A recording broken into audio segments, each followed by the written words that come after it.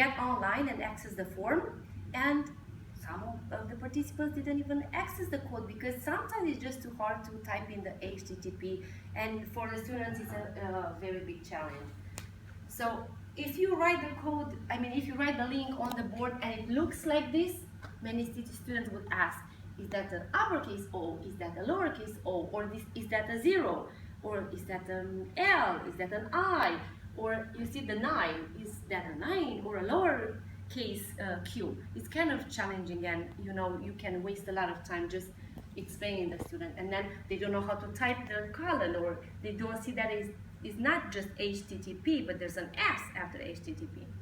So this is just like basic reason why QR codes can be very effective. So they are very familiar with, they are very similar to the 2D barcodes, and they can encode text, video, audio, and large amounts of information.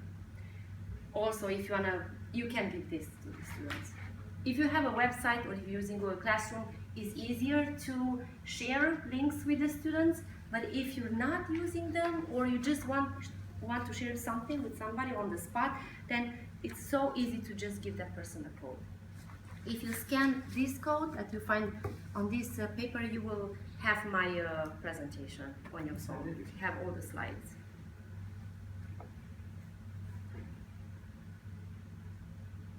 Okay. So what do you need? First, you need a QR generator app, and you also need a QR reader app. This is my favorite. Enigma works very well. There are other QR reader app, but everyone, I think every single app is useful.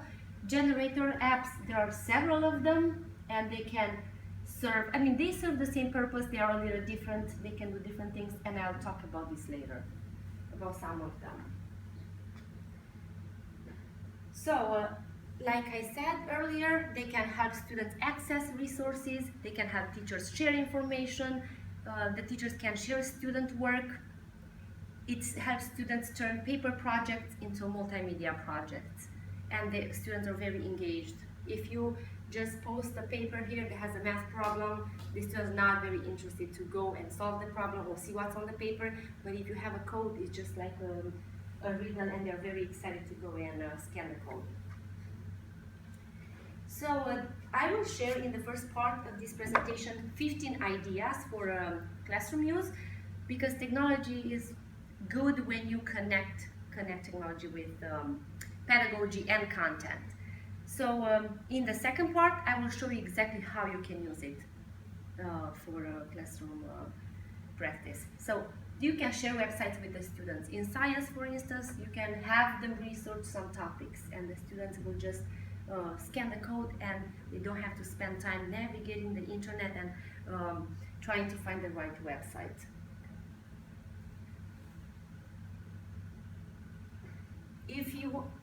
QR codes can be used in art, music, any subject. If you can use these kinds of ideas for having the students consume content, or they can produce this information by linking the information or the content they produce to the QR code. So I think it's very interesting, even in art or music, you have the students create an audio maybe or a video, link that audio or video to a QR code, and just attach it to something. And you can display it in the hallway, and these static things in an instant become dynamic and interactive. Parents can come and listen to the students presenting on different subjects. I had a question. Yes. Is there a way to use, to read a QR code without a phone? So like with a laptop? Mm-hmm. So Actually, the laptops have like yes. an application to do that? Mm-hmm. So, yes. okay. Okay, so third idea, the students can show the process behind a piece of work to teach others. In math, for instance, you display student work, and then you can have the student explain his thinking. Not just solve the problem, but explain how he did it and why that's a good idea.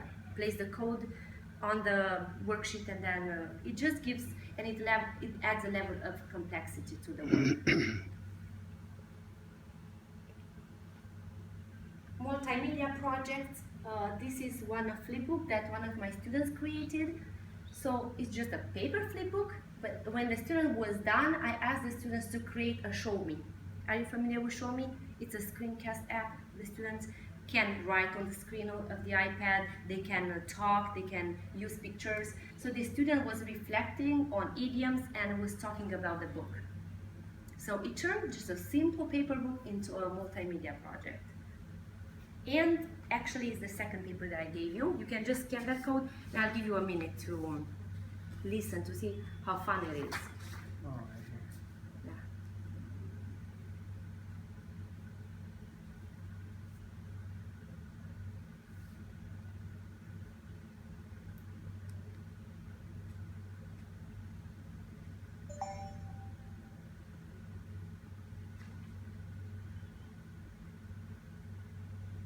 And they can create bookmarks with book trailers, podcasts on fiction or non-fiction books, or the teacher can create stop and check comprehension points in a book.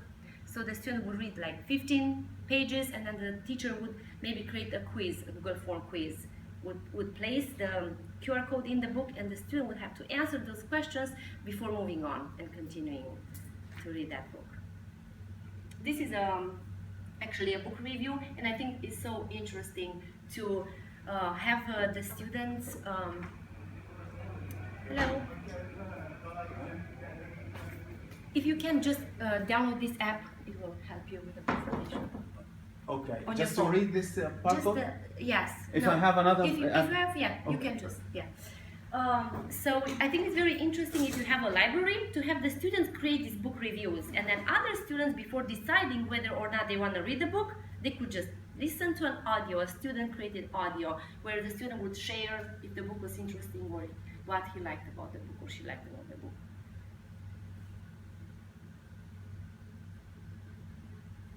So you can connect to formative assessment that takes the students to a Google form that they have to fill out. The advantage is the fact that the student just goes to the code, scans the code, and they can in an instant answer the questions, submit the answers to you.